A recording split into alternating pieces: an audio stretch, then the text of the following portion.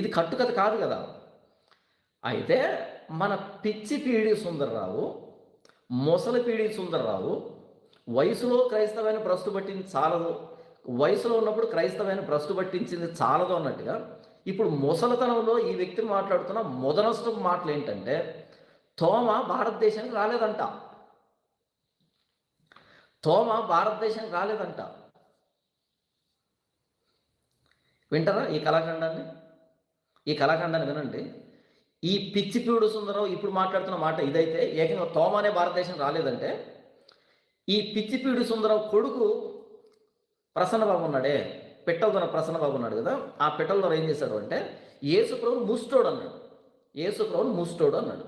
యేసుప్రభు ముస్టోడు అన్నటువంటి కొడుకు, తోమ భారతదేశానికి రాలేదన్నటువంటి తండ్రి, వీళ్ళు క్రైస్తవ్యాన్ని ఏం చేద్దామనుకుంటున్నారు?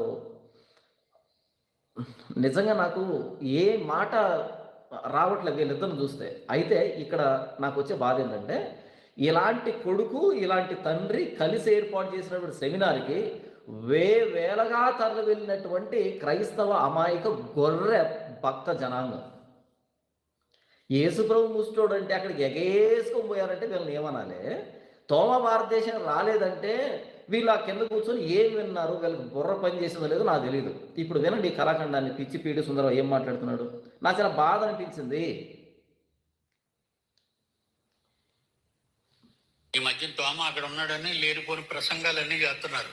ఇండియా వచ్చాడు తోమ, ఈడేడు చూసినట్టుగా. ఇండియా తోమ వచ్చాడని లేనిపోని ప్రసంగాలు చేస్తున్నారంట.